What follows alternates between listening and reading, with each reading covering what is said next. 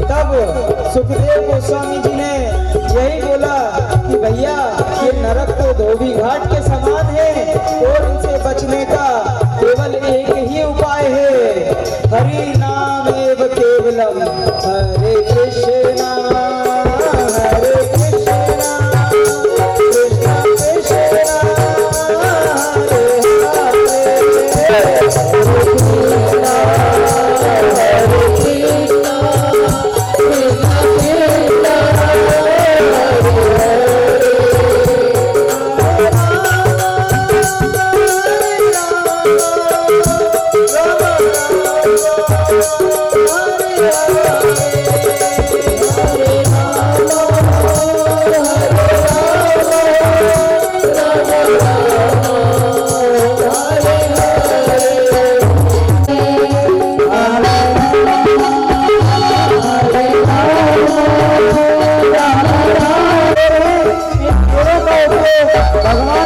हरे भगवान की कथा में नृत्य कीर्तन करने के लिए कीजिए।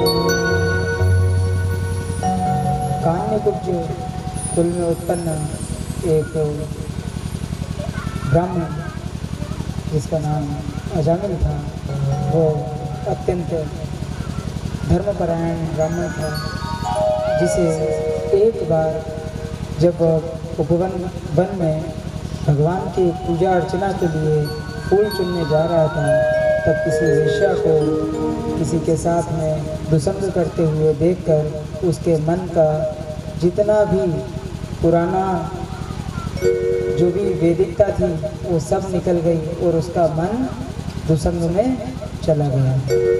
इसीलिए कहते हैं कि भक्तों का संग हमें हमेशा करते रहना चाहिए। बिना भक्तों के संग से आप कहीं पर भी बड़े बड़े ऋषि हो गए, बड़े बड़े मुनि हो गए, मगर उनकी तपस्याएं जो हैं वो एक चुटकी में टूटते हुए भंग होते हुए देखी गई हैं। इस प्रकार से अजामिल का जो वृत्तांत है उसमें बताया गया कि किस प्रकार से वो एक वेश्या के संग से अपना वेद परायण धर्म को उसने छोड़ दिया और उस वेश्या को ही अपने घर लेकर के आ गया और समस्त प्रकार के पाप कर्मों में लग गया। तत्पश्चात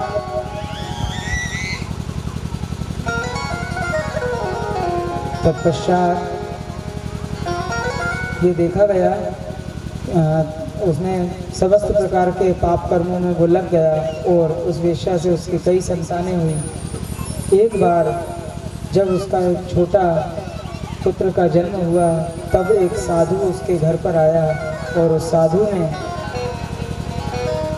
उसके यहाँ पर भिक्षा मांगी। तब अजामिल ने और उसकी वेश्या पत्नी ने उस साधु को दुत्कार के भगाने लगे। तब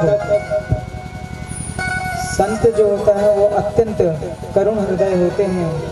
कभी उन संत ने बोला कि हे बालक, मैं तुमसे कोई भिक्षा लेने नहीं आया हूँ, मैं तो सिर्फ इतना चाहता हूँ कि तुम्हारे कल्याण के लिए तुम तुम्हारे पुत्र का नाम नारायण रख दो। उस अजामिल की नारायण नामक अपने पुत्र में अत्यंत आसक्ति थी और इस आसक्ति को देखते हुए वह क्षण प्रति क्षण बस नारायण नारायण ही करा करता था। मृत्यु जब उसके निकट आई और यमदूत थे वो उस अजामिल को लेने संयमनीपुरी से जब अजामिल तक पहुँचे, तब अजामिल ने अत्यंत आर्त भाव से, अत्यंत भय से उसने पुकारा, श्रीमन नारायण नारायण नारायण।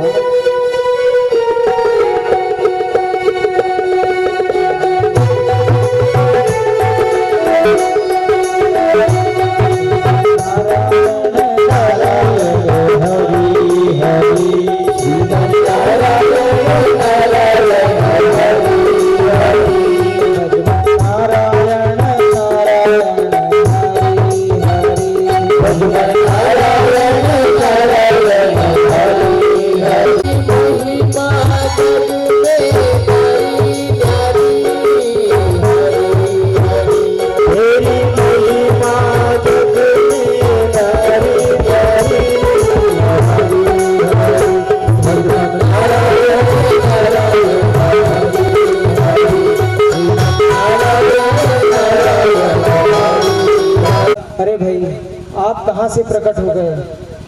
हम जिसे लेने आए हैं वो तो ऐसा पापी है जिसने इस ब्रह्मांड में जितने भी प्रकार के पाप हैं उसमें से एक को भी नहीं छोड़ा। तो आप यहाँ क्यों प्रकट हुए? तो विष्णुदूत बोले, इसे तो हम अपनी वैकुंठ में लेके जाएंगे। तब यमदूत बोलते हैं, ये तो वैकुंठ में जाने योग्य है ही नहीं। तो बोले, देखिए इसने अभी किसका नाम पुकारा? नारायण। तब यमदूत कहते हैं कि नारायण तो इसके पुत्र का नाम था। तब विष्णुदूतों ने कहा कि भैया, भगवान का नाम चाहे हंसते लो, चाहे रोते लो, चाहे ज्ञान होकर के लो, चाहे अनजाने में लो। जिस प्रकार से एक अग्नि जो होती है ना, उसका प्रभाव क्या होता है? चाहे कोई बच्चा उसमें हाथ डाले तो भी हाथ जल जाएगा, चाहे कोई जवान उसमें हाथ डाले तो भी जल जाएगा, है ना। अग्नि को कोई फर्क नहीं पड़ता, उसका जो आग है, उसका जो ताप है, वो तो आपके शरीर को झुलसा देगी, बराबर। तो इसी प्रकार से भगवान का नाम है, उस नाम को आप कैसे भी लो। आप बोलेंगे वो तो उसका पुत्र था, अरे पुत्र तो था, परंतु नाम किसका था? नारायण।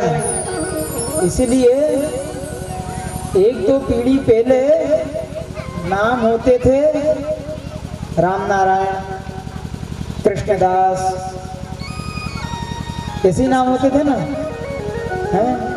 अयोध्यानाथ, सरजू, मथुरा, काशीराम। और आजकल नाम होते हैं मोंटी, गोलू, बबलू, पपलू, चपलू, हैं? तो बच्चों के नाम भी कम से कम ऐसे रखना चाहिए कि भाई एक साथ दो काम हो जाएं, बच्चे को पुकार भी लो और भगवान का स्मरण भी हो जाए उसमें। सही है गलत है? तब विष्णु दूतों ने यमदूतों को परास्त कर दिया और यमदूत थक हार के विष्णु दूतों के भय से यमपुरी की ओर जाते हैं और जाकर यमराज से कहते हैं कि यमदेव, अब हम कभी किसी को लेने के लिए नहीं जाएंगे। बोले क्यों, क्या हो गया? उन्होंने सारा वृत्तांत कह सुनाया। तब यमराज बोलते हैं, अरे भैया थोड़ा धीरे बोलो। बोले अगर इस नाम को, ये नारायण नाम को यहाँ संयमनीपुरी के अंदर, जो यमराज की पुरी है यमपुरी के अंदर अगर आपने तेज तेज बोला तो क्या होगा? यहाँ के लोग सुन लेंगे, हमारा धंधा हो जाएगा चौपट। भाई हमारी दुकानदारी कैसी हो जाएगी, हमारी दुकान खाली हो जाएगी। अभी तो लोग बहुत सारा पाप करते हैं और पाप करके हमारे यहाँ पर आते हैं और फिर हमारा कार्यक्रम चालू रहता है। किसी को कढ़ाई में तलना है, किसी के शरीर को फाड़ के उसको फिर सुई से वापस उसको सिलना है। इस प्रकार के अभी तो कई सारे नरकों का वर्णन बताया था ना, जैसे कई नरक और कई तरह की सजाएं हैं। तो बोले ऐसा नहीं करना है, यहाँ नारायण का नाम नहीं लेना हमें। तो यमदूत बोलते थे ऐसा, भाई इस नाम में ऐसा क्या है। तो यमदूतों को यमराज ने हरिनाम की महिमा का उपदेश दिया। तब कुछ इस प्रकार से जो यमराज हैं वो यमदूतों को बता रहे हैं कि यमदूत पूछते हैं कि भाई किस किस को इस नाम की महिमा पता है। तो यमराज बोलते हैं स्वयंभू नारद शंभु कुमार कपिलो मनु प्रहलादो जनको भीष्मो बलिर्वैया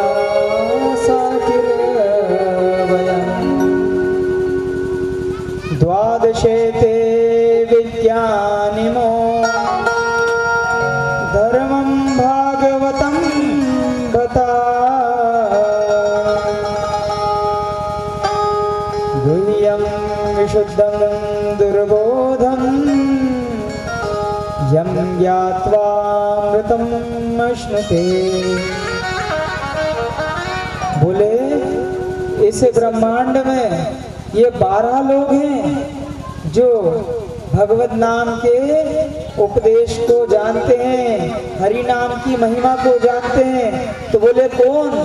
बोले स्वयंभू भगवान ब्रह्मा, नारद, शिव, 4 कुमार, भगवान कपिल देव, स्वयंभू मनु, प्रहलाद महाराज, जनक महाराज, दादा भीष्म, बलि महाराज, सुखदेव गोस्वामी और भैया थोड़ा बहुत तो मैं भी जान लेता हूँ। तो उन 12 महाजनों में यमराज स्वयं भी होते हैं। तो बोले ये तो बड़ी विडंबना है।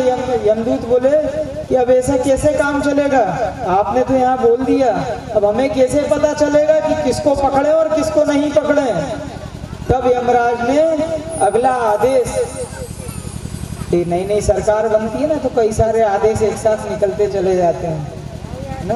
तो ये पुरानी सरकार है मगर एक आदेश पारित हो गया अभी। जिह्वान भक्ति भगवत गुण नाम ध्येयं चेतश्च न स्मृति कृष्णाय नुनन्ति यत शरे कदापि तानामेध्वं सतो कृतो विष्णु प्रत्यान। भाई जिस व्यक्ति ने एक बार भी भगवान का नाम लिया उसको नहीं पकड़ना। बोले और किसको पकड़े फिर? तो बोले कृतघ्नों को पकड़ो। कृतघ्न का मतलब जो किसी का उपकार ना माने उन व्यक्तियों को पकड़ लो। तो बोले ऐसे कौन लोग हैं? कृतघ्न कौन होते हैं? तो बोले वो कृतघ्न जो भगवान की दी हुई ऑक्सीजन का प्रयोग करते हैं मगर भगवान का नाम नहीं लेते। भगवान ने जो फ्री की लाइट दी हुई है उस लाइट का बिल जो नहीं भरते भगवान का नाम लेकर के उनको पकड़ लो। भगवान का दिया हुआ जो पानी है, कोई बारिश से पानी आता है तो उसका कितने लोग बिल भरते हैं? भरते हैं क्या? नहीं। तो उसके भी अगर कोई भगवान का नाम नहीं लेता तो उन सबको पकड़ लो। तो आप ये समझ लीजिए कि हमारी गति सिर्फ एक ही चीज में है, हरे नाम हरे नाम हरे नामेव केवलम कलौ नास्तेभ्य नास्तेभ्य नास्तेभ्य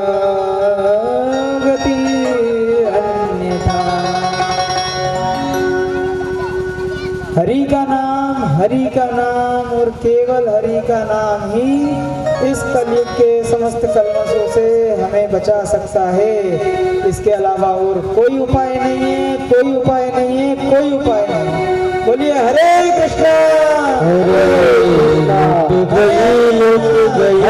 कृष्णा। लुट गई रे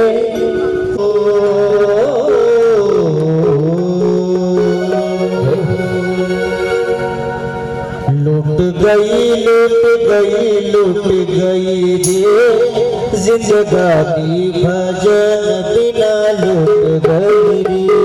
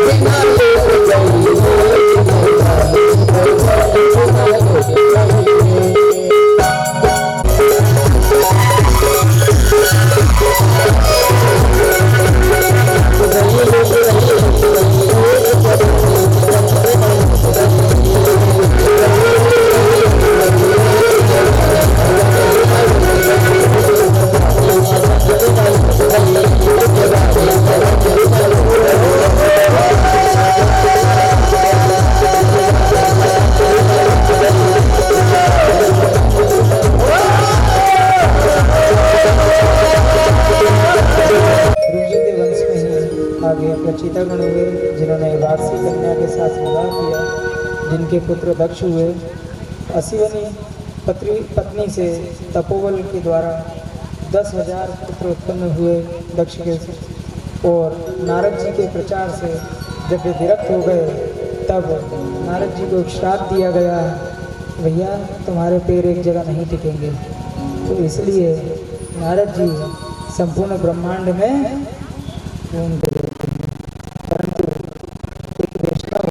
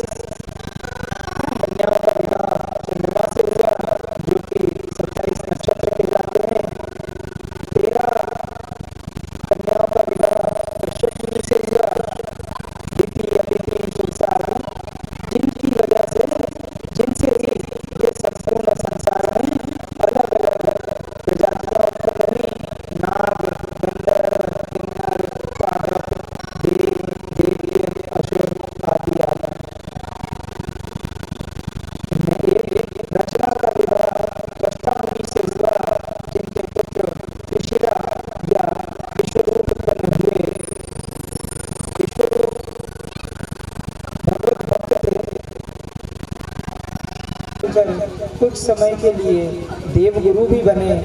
और अब चूंकि विश्वरूप दैत्य जो थे वो विश्वरूप के मामा लगते थे, है ना। मामा के साथ में भांजों का विशेष प्रेम होता है ना, जैसे भगवान कृष्ण का उनके मामा के साथ में प्रेम था। तो ये जो विश्वरूप ऋषि थे, जब ये देवगुरु हुए तब ये क्या करते थे कि देवताओं का जब यज्ञ होता था ना, तो साथ में दैत्यों के नाम की भी आहुतियां डालते जाते थे। हमें लगता है ना हमें सिर्फ ये आहुति ये बस ऐसे ही डालना है, ये संबंधित देवी देवता का आहार है, उनका भोजन है, इसलिए उनके नाम से डाली जाती है, उनकी शक्ति उससे बढ़ती है। तब जब ये दैत्यों को नाम से जब आहुति डालते थे तो एक बार देवराज इंद्र ने पकड़ लिया। उन्होंने समझाया कि देखिए आप देवगुरु हैं, आप दैत्यों के नाम की आहुति ना डालें। तब भी ये थोड़ा थोड़ा कभी कभार मौका पा करके और उनके नाम की आहुतियाँ डाल दिया करते थे, जिससे एक बार देवराज इंद्र को बहुत ज़्यादा क्रोध आ गया। और उस क्रोध में आकर के इन देवराज इंद्र ने अपने वज्र से विश्वरूप के तीनों सिरों का खंडन कर उनका वध कर दिया। और चूंकि विश्वरूप देवगुरु थे और उन्हें अब एक ब्राह्मण की हत्या का, ब्रह्म हत्या का पाप लगा, उस ब्रह्म हत्या के पाप को इस ब्रह्मांड के 4 लोगों में इस ब्रह्महत्या के पाप के 4 भाग किए गए और वो 4 भाग इस ब्रह्मांड के 4 अलग अलग प्रकृति में दिए गए। पहला धरती को दिया, जिससे कहीं कहीं पर धूसर भूमि होती है, बंजर भूमि होती है। दूसरा भाग जल को दिया गया, जल में कभी कभी झाग उत्पन्न होता है, वो ब्रह्महत्या के पाप को लेने के कारण ही है। माताओं में जो रजोधर्म आता है वह भी ब्रह्महत्या का पाप है। और कभी वृक्षों में आपने देखा होगा एक गोंद जो उत्पन्न होती है, वो गोंद भी ब्रह्महत्या का ही पाप का स्वरूप है। अब विश्वरूप के पिताश्री मुनि त्वष्टा को जब इस बात की जानकारी प्राप्त हुई, तब उन्होंने एक इंद्रहंता यज्ञ किया। उस इंद्रहंता यज्ञ में एक बहुत भयंकर राक्षस की उत्पत्ति हुई, जिसका नाम था वृत्रासुर। परंतु बोलते वैदिक मंत्रों के उच्चारण में हमें भली भांति सोच समझकर करना चाहिए, अन्यथा अर्थ का अनर्थ हो जाता है। तब वहां पर त्वष्टा मुनि से जो भूल हुई, उस भूल से इंद्रहंता की जगह वो इंद्र के द्वारा मरने वाला, इंद्र से मरने वाला पुत्र उत्पन्न हो गया। हालांकि वृत्रासुर था तो बहुत भगवतनिष्ठ। इंद्र और वृत्रासुर में युद्ध हुआ और उस युद्ध में जब वृत्रासुर इंद्र के ऊपर भारी पड़ गया, तब इंद्र भागे भागे गए किसके पास? इंद्र के ऊपर कोई भी संकट आता है ना, तो ये चेन है उनकी। इंद्र के पास संकट आएगा, वो भाग करके जाएंगे ब्रह्मा जी के पास, ब्रह्मा जी जाएंगे शिव जी के पास, शिव जी जाएंगे फिर क्षीर सागर पर। वो खड़े होकर के पुरुष सूक्त का पाठ करते हैं, नारायण की स्तुति करते हैं। तब ब्रह्मा जी के पास जब ये गए, तब ब्रह्मा जी ने कहा कि वृत्रासुर तो सिर्फ दधीची ऋषि की अस्थियों से बने हुए वज्र से ही मर सकता है, उसका वध तभी किया जा सकता है। तब दधीची ऋषि के पास में गए और अपने अस्थियों का दान दिया, अपनी हड्डियों का दान दिया इंद्र को। उससे वज्र बना। वज्र बनकर जब इंद्र वृत्रासुर के ऊपर चढ़ाई किया, तब वृत्रासुर आहत हो गया और वृत्रासुर ने अंतिम समय में भगवान की 4 श्लोकों में एक स्तुति की, जिसे श्रीमद् भागवतम में वृत्रासुर स्तुति कहा जाता है। अहम हरे तव पादेक मूल दासानुदासो भवितास्मि भूया मनः स्मरेता सुपते गुणास्ते गृणीत वाक् कर्म करोतु काया। हे भगवान, मुझ पर ऐसी कृपा कीजिए कि मैं आपके चरण कमलों पर आश्रित रहने वाले भक्तों का सेवक बन सकूं। सोचिए, मरते समय भी वृत्रासुर कहने को राक्षस है, असुर है, परंतु उसकी मति किस प्रकार से भगवान में लगी हुई है कि वो बोल रहा है कि हे भगवान, मुझे आपके दासों का भी सेवक बनने का मौका मिले और मेरा मन सदा ही आपके चरणों का स्मरण करे, वाणी से मैं निरंतर आपके नामों का संकीर्तन करूं और मेरा शरीर सदा आपकी सेवा में लगा रहे। इस प्रकार से 4 श्लोकों में वृत्रासुर ने बहुत अच्छी स्तुति भगवान की है, जिसमें आगे जाकर के वृत्रासुर बोलते हैं कि ना तो मुझे स्वर्ग चाहिए, ना मुझे नर्क चाहिए, सिर्फ आपके चरणों का आश्रय चाहिए। इस प्रकार से अंत में वृत्रासुर का वध हुआ और भगवान के परम धाम को प्राप्त हुआ। वृत्रासुर के पूर्व जन्म में ये राजा चित्रकेतु थे, जो देवी पार्वती के श्राप की वजह से वृत्रासुर बने। और इसके पश्चात में कश्यप मुनि की जो दिति नाम की पत्नी थी उनसे सारे असुर उत्पन्न हुए और अदिति नाम की पत्नी से सारे देवता आदि उत्पन्न हुए। परंतु दिति ने एक बार पुंसवन नामक व्रत किया जिससे उनके 49 पुत्र उत्पन्न हुए और उन 49 पुत्रों को असुर होने की जगह वे देवताओं में सम्मिलित हुए, जिन्हें 49 मरुदगण बोला जाता है। सुंदरकांड में कभी कभी हम पढ़ते हैं ना, चले मरुत 49। जब लंका में जब आग लगी थी तो 49 मरुदगणों ने, वायुदेव के अंश थे 49 मरुदगणों ने क्या किया, उस आग को बुझाने के लिए नहीं, उस आग को और बढ़ाने के लिए अपनी प्रवाह कर दिया। इसके पश्चात परीक्षित महाराज सुखदेव गोस्वामी से प्रश्न करते हैं कि हे सुखदेव जी महाराज, ये भगवान ऐसा द्वेष भाव क्यों करते हैं, दुर्व्यवहार क्यों करते हैं, हमेशा सिर्फ देवताओं की तरफ ही ये ध्यान देते हैं, राक्षसों को हमेशा ही मारा करते हैं, तो ऐसा क्यों? तब महाराज बोलते, सुखदेव गोस्वामी बोलते हैं कि नहीं, ऐसा नहीं है। राक्षसों में एक प्रहलाद नामक एक व्यक्ति हुआ जो 12 महाजनों में जिसकी गिनती है और उसे जो सुख लक्ष्मी को भी शायद प्राप्त नहीं हुआ होगा वो सुख उसे प्राप्त हुआ। भगवान ने उसे भगवान श्री हरि ने उसे अपनी गोद में बिठाकर उसे बड़े प्यार से उसे चाटा। किस तरह से, जिस प्रकार से एक गाय अपने बछड़े को चाट कर उसे लाड़ दुलार करती है, उसी प्रकार से भगवान ने प्रहलाद के साथ में किया, ऐसा आचरण किया। इसीलिए भगवान को भक्त वत्सल बोला जाता है। बोलिए भक्त वत्सल भगवान की जय। तो प्रहलाद महाराज जो कि हिरण्याक्ष और हिरण्यकशिपु 2 राक्षस जो हुए थे, उनमें से हिरण्यकशिपु के पुत्र थे। हिरण्यकशिपु एक बार जब तपस्या करने के लिए चले गए, उन्होंने इतनी घोर तपस्या की कि उनके पूरे शरीर के ऊपर दीमक ने अपना घर बना लिया। तब ब्रह्मा जी उनकी तपस्या से प्रसन्न हुए और उन्हें वर मांगने के लिए कहा। तब हिरण्यकशिपु ने उनसे वर मांगा कि महाराज मुझे तो अमर कर दो।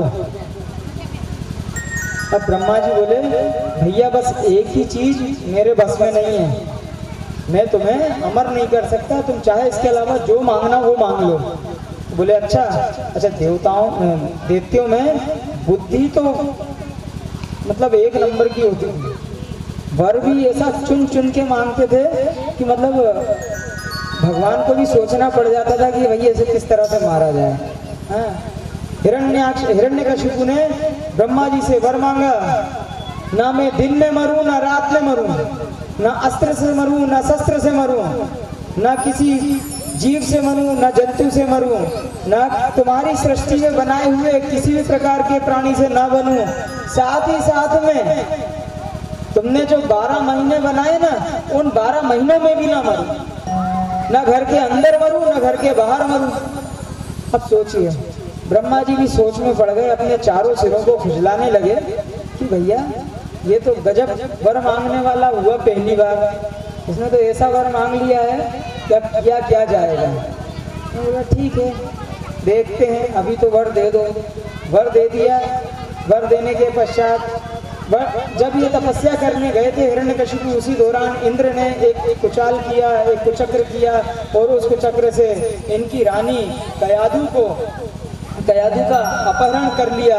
और अपहरण करने के पश्चात ये उन्हें लेके जा रहे थे, तभी वहाँ पर नारद प्रकट हुए और नारद जी ने इंद्र को कहा कि इस प्रकार का अधर्म करते हुए हे देवराज इंद्र तुम्हें शोभा नहीं देता, कयाधु गर्भवती है। तब देवराज इंद्र को आदेश देकर कयाधु को अपने साथ अपने आश्रम में लेके गए। और नारद जी का आश्रम, वहां दिन रात क्या चलेगा, नारायण नारायण, है ना।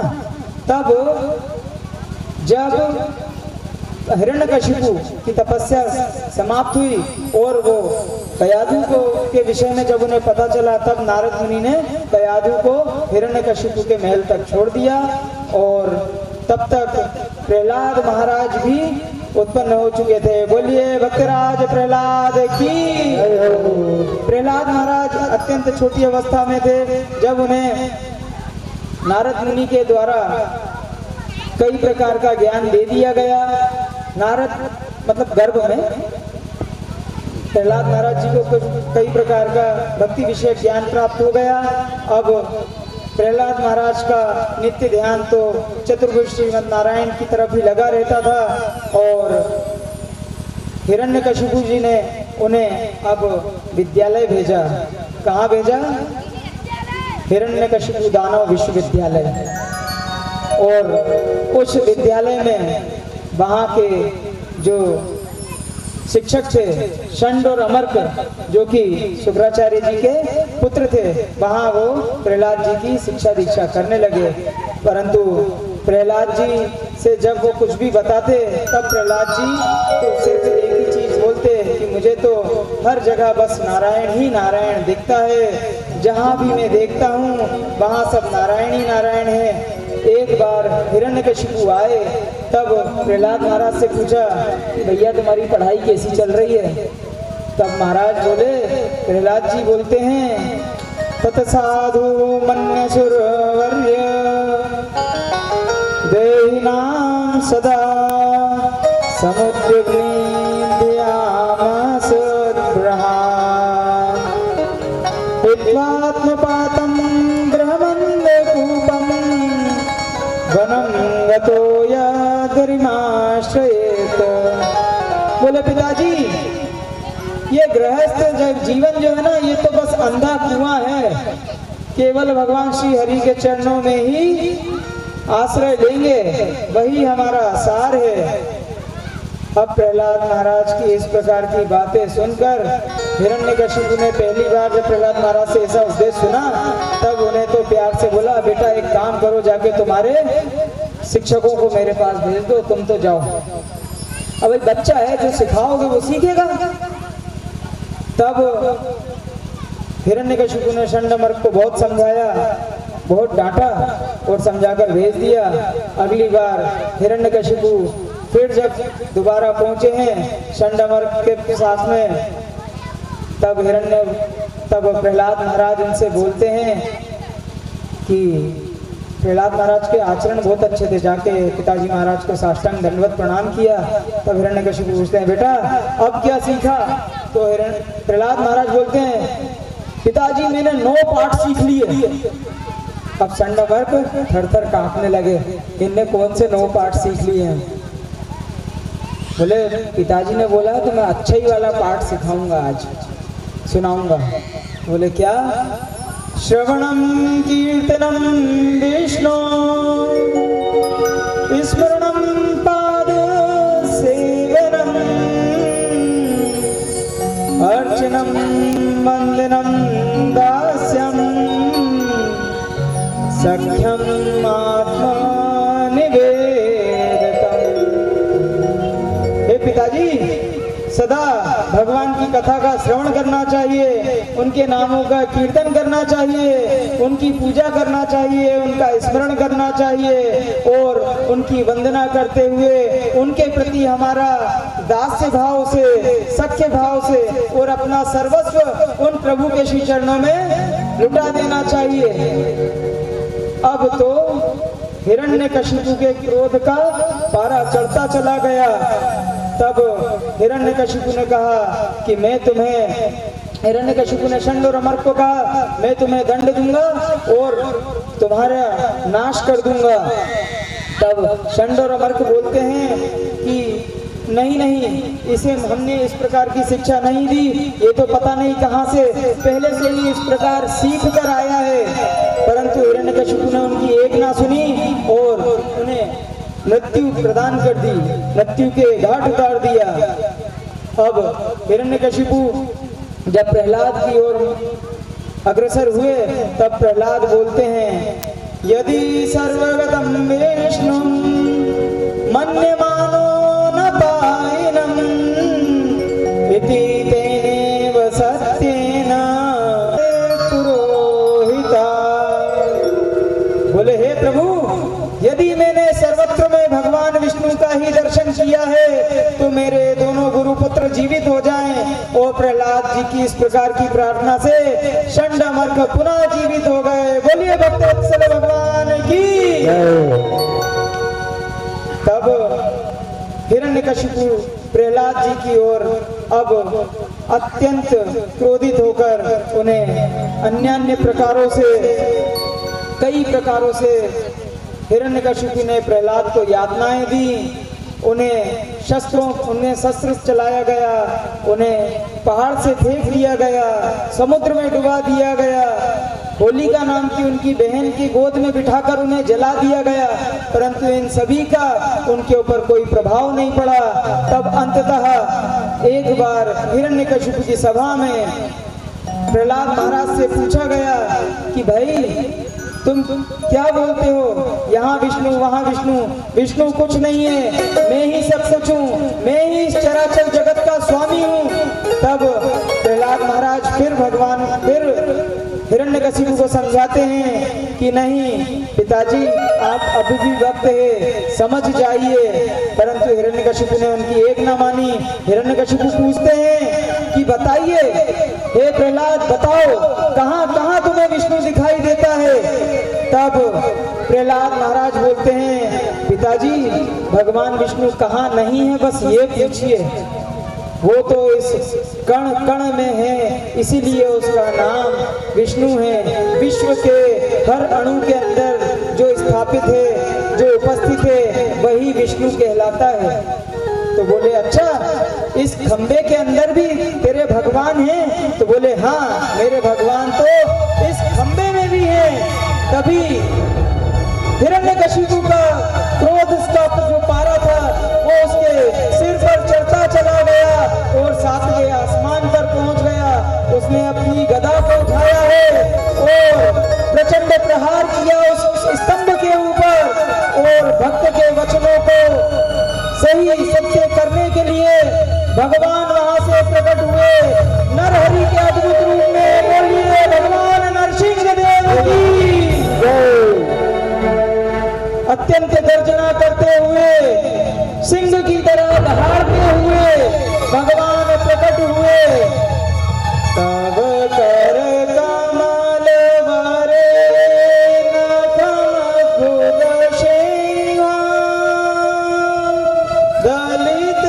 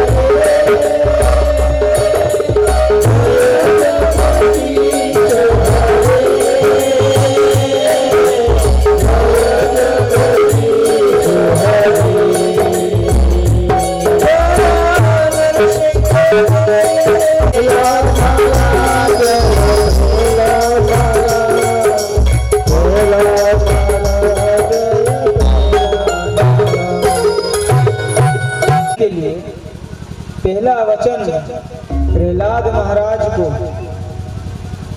क्या वचन दिया? प्रहलाद महाराज के वचन को क्या सत्य किया कि इस प्रकृति के कण कण के अंदर में विद्यमान हूँ। जब हिरण्यकशिपु ने पूछा कि इस खंबे में भी विद्यमान हो, तो भगवान हिरण्यकशिपु भगवान जो हैं नरसिंह देव बनकर खंबे से प्रकट हुए।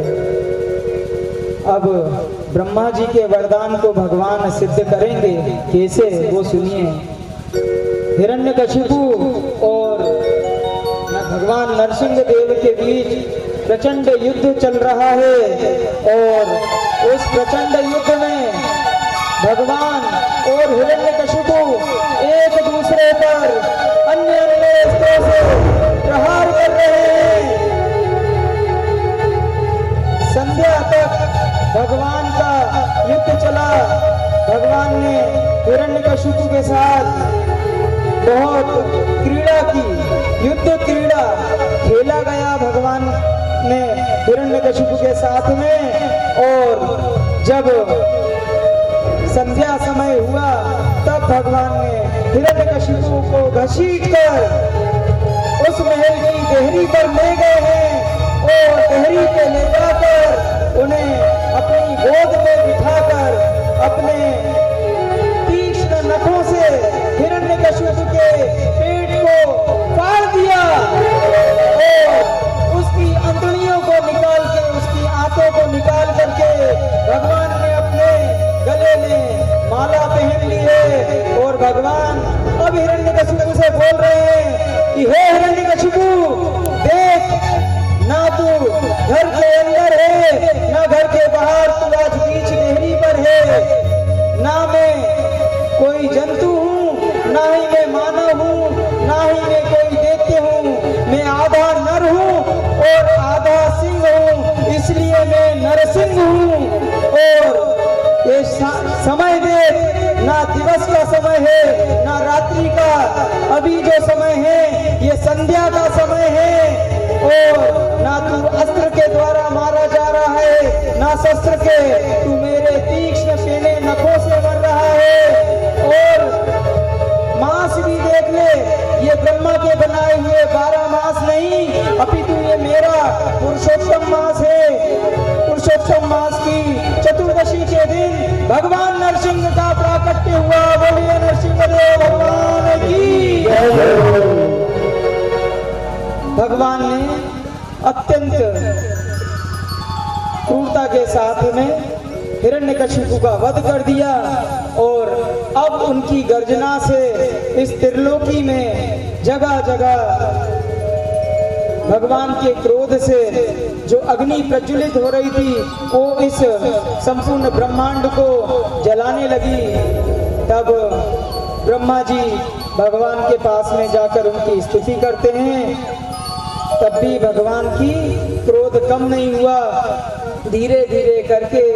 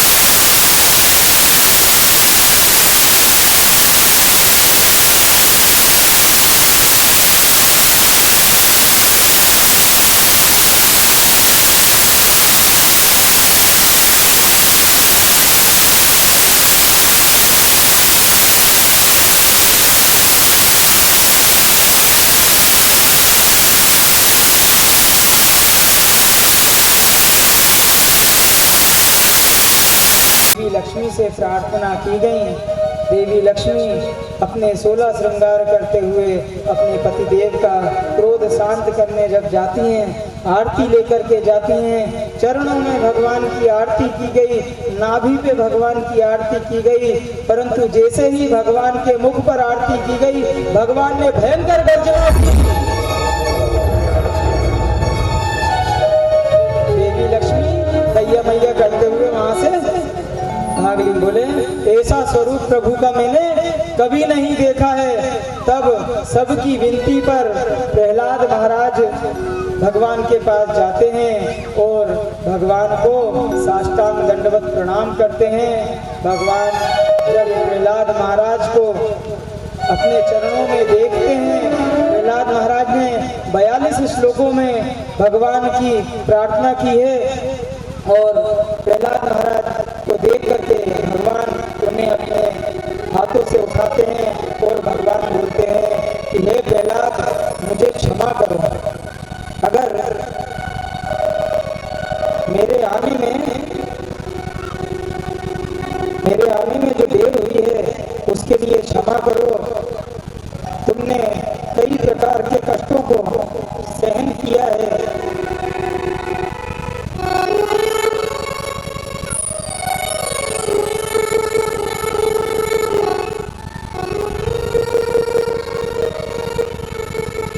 तुम्हें तो उठाते हुए मुझे डर लग रहा है, कहीं मेरे ऐसे कठोर हाथों से तुम्हारे कोमल शरीर पर कोई क्षति ना पहुंच जाए।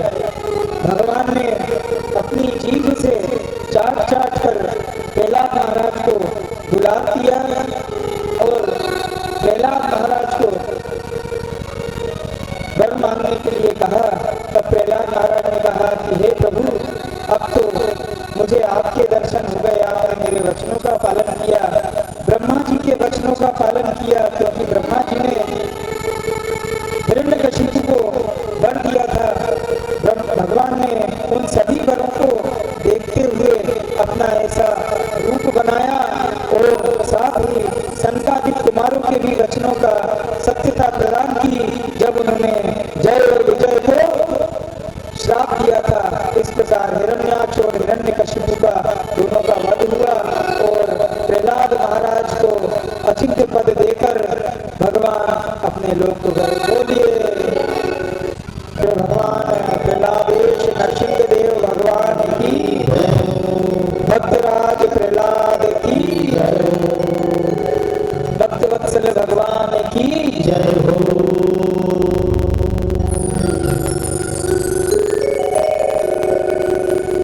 श्री राम जय राम जय राम, श्री राम जय राम,